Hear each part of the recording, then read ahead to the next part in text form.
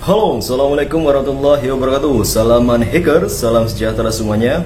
Pada kesempatan kali ini saya akan bahas mengenai sejarah komputer. Tapi sebelumnya jangan lupa untuk klik like, share, and subscribe.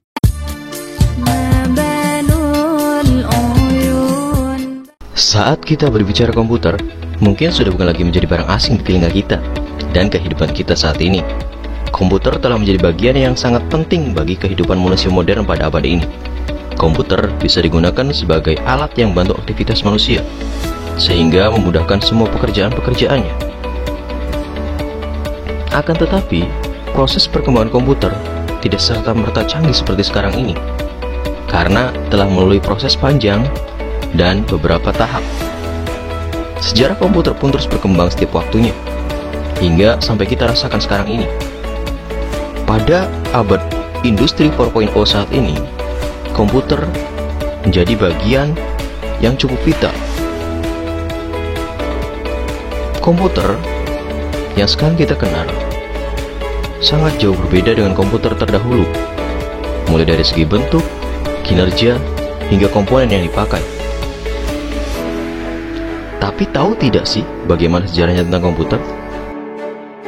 Secara etimologis, kata komputer berasal dari bahasa Latin, yaitu computare, yang artinya menghitung. Kata komputer pada awalnya dipergunakan untuk menggambarkan orang yang pekerjaannya melakukan perhitungan aritmatika dengan atau tanpa alat bantu. Tetapi arti kata ini kemudian dipindahkan kepada mesin itu sendiri. Jika diibaratkan seperti halnya masakan rendang. Rendang, menurut teman dari orang Minang, adalah sebuah proses memasaknya, namun sudah beralih pada penamaan daging yang telah dimasak itu sendiri.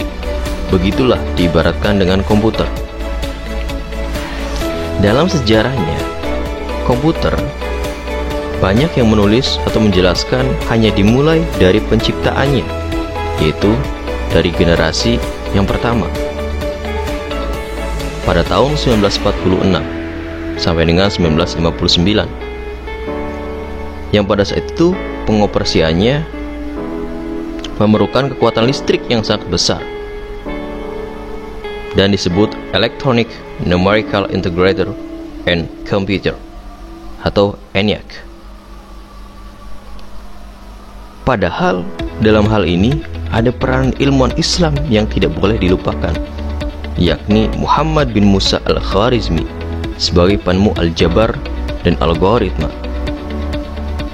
Bahkan hal ini telah diakui oleh CEO Facebook Mark Zuckerberg pada majalah Times New York tahun 2008 pada edisi Person of the Years. Lebih jelasnya perihal Al-Khwarizmi, silahkan bisa tanyakan pada guru sejarah kebudayaan Islam.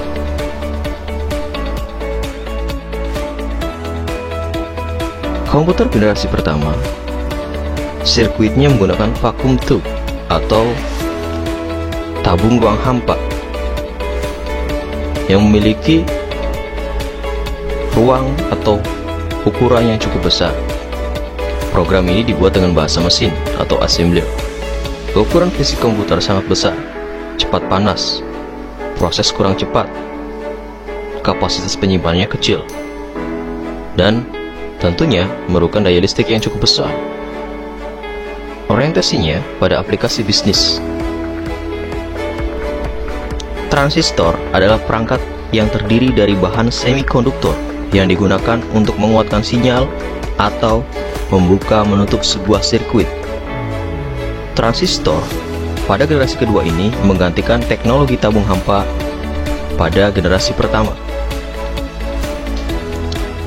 Transistor bahan utama dari semua sirkuit digital, termasuk komputer.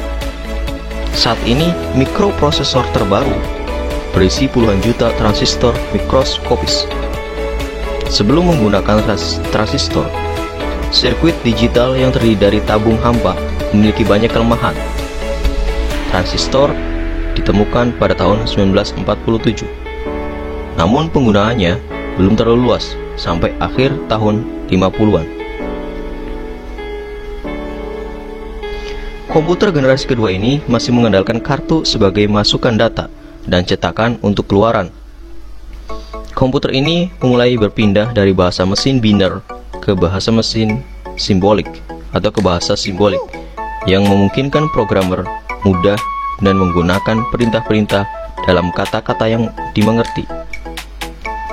Bahasa pemrograman tingkat tinggi yang mulai digunakan adalah versi COBOL, Fortran, dan ALGOL.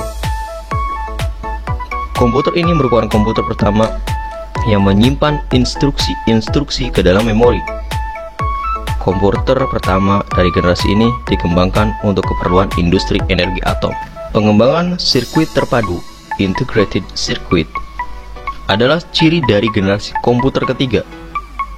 Transistor miniatur ditempatkan pada chip silikon yang disebut semikonduktor, yang secara drastis meningkatkan kecepatan dan efisiensi komputer. Mikroprosesor membawa komputer ke generasi keempat. Terdiri dari ribuan sirkuit terpadu yang dibangun dalam sebuah chip silikon tunggal. Dalam dunia komputer pribadi, istilah mikroprosesor bisa juga disebut dengan CPU, yang merupakan jantung sekaligus otak sebuah komputer. Tiga karakteristik dasar yang membedakan mikroprosesor adalah instruction set. Instruction set merupakan instruksi yang dapat dilaksanakan oleh mikroprosesor. Kemudian bandwidth. Bandwidth merupakan jumlah bit yang diproses dalam sebuah instruksi. Selanjutnya clock speed. Clock speed dalam satuan megahertz merupakan kecepatan clock yang menentukan berapa banyak instruksi per detik yang dapat dilaksanakan oleh prosesor. Perangkat komputer generasi kelima berkembang mengarah pada kecerdasan buatan, atau dengan kata lain, artificial intelligence. Beberapa aplikasi masih dalam pengembangan, meskipun saat ini sudah ada aplikasi berbasis kecerdasan buatan, seperti pengenalan suara. Kecerdasan buatan adalah cabang ilmu komputer yang bertujuan untuk membuat komputer berperilaku seperti manusia. Istilah ini diciptakan pada tahun 1956. Kecerdasan buatan meliputi games playing, expert system, natural language, neural networks, dan robotik. Kemajuan terbesar terjadi di bidang permainan atau game, yaitu pada program komputer catur terbaik yang mampu mengalahkan manusia pada bulan Mei 1997. Saat ini kita masuki generasi ke-6. Generasi ini adalah generasi masa depan yang nantinya dikenal dengan generasi Titanium. Terima kasih, jangan lupa like, share, and subscribe Manik TV. Assalamualaikum warahmatullahi wabarakatuh.